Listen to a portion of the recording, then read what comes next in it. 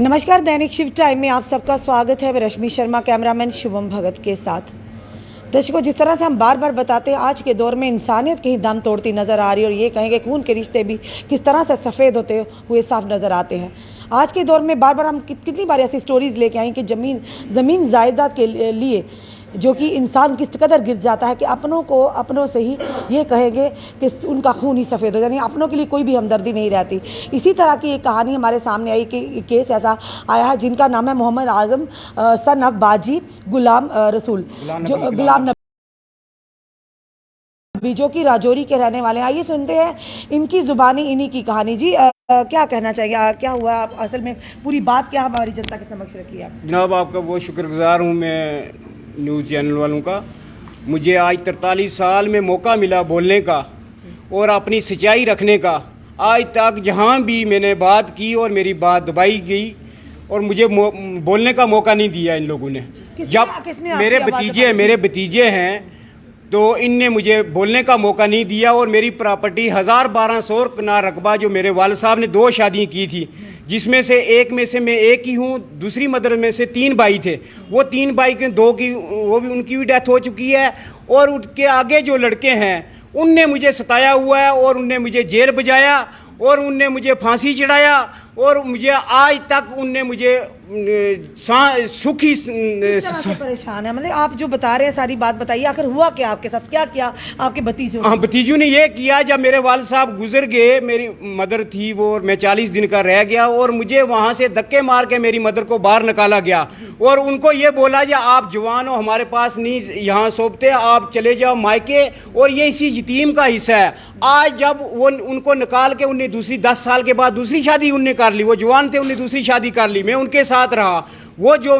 मेरा बाप दूसरा बना था वो मुझे पढ़ाने लगा और इन लोगों ने जाकर उसको धमकी दी, बोला जी इसको मत पढ़ाओ, ये कल मर जाएगा, गल जाएगा, आप फंस जाओगे। उसने वहाँ से मेरी 4th क्लास में पढ़ते पढ़ते वहाँ से सफ्टेक निकाल के इनके हाथ में दे दी और ये अपने साथ लेकर मुझे लोगों के पास घुमाते रहे। ये हमारे वालिद साहब का लास्ट का यतीम रह गया, उनसे पैसे उगराते रहे और मुझे घर में नौकर रखा और अपने लड़कों को पढ़ाया इनने, आपके भतीजों ने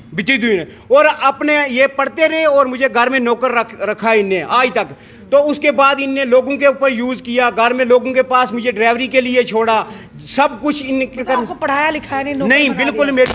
4th क्लास तक मैं पढ़ा हूँ, उसके बाद इनने मेरी सॉफ्टवेयर मेरी मदर से छीन कर ये ले गए और मुझे पढ़ाया नहीं है और मेरे जो भाई थे वो गुजर गए, उनकी डेथ हो गई। अब जो भतीजे मुझे है बाहर जान की धमकी दे रहे हैं और मुझे मारा। कोटरंका में 16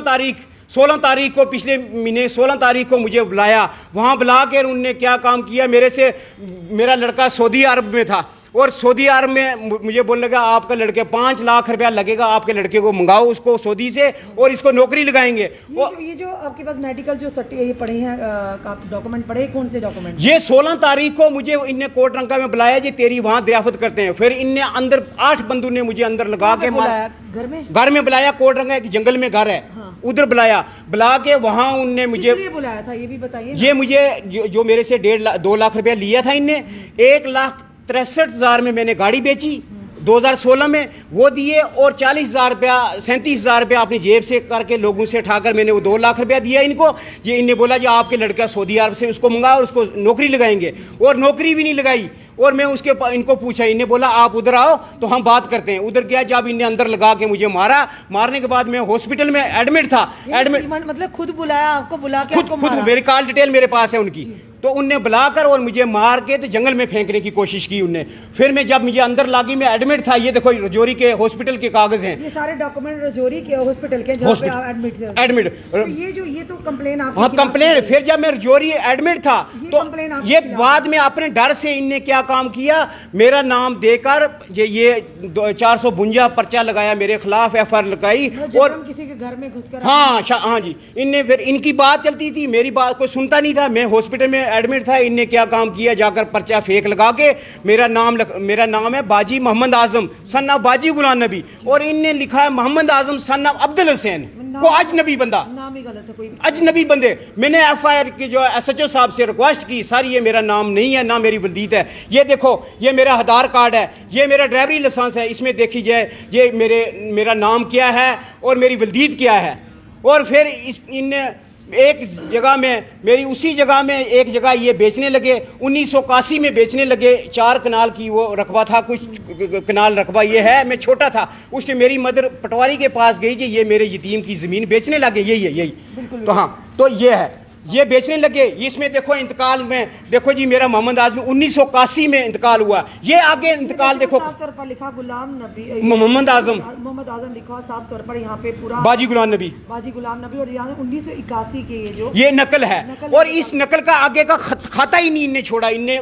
रेगनू से मिलकर वो पूरा जाली करके दूसरी जगह को बेच दिया दूसरे बंदे को भी बेच दिया और ये थोड़ी सी ज़मीन है ये 1200 कनाल रकबा था और ये 3-4 कनाल ज़मीन आबी थी ये बेचने लगे जो मेरी मदर गई पटवारी के पास देखो ये मेरे यतीम का रकबा बेचने 1981 में मैं छोटा था और मेरी मदर ने जाकर ये इंतकाल करवाया और ये जो जिसमें इंतकाल किया ये ज़मीन भी हमारे पास नहीं है किसी के पास भी इनके पास भी नहीं है इनने फ़रोख्त कर दी और उस बंदे का नाम आगे जाकर क्या किया हुआ मेरा मोहम्मद आजम काट के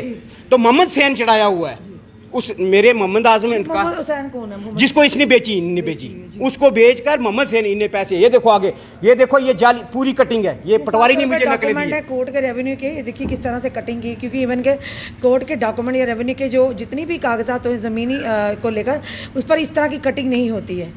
तो इन्हें पूरा इंतकाल अभी भी मुझे जो ज़मीन के कागज़ हैं वो पटवारी तहसीलदारों से मुझे पूरा नहीं लेने देते और मुझे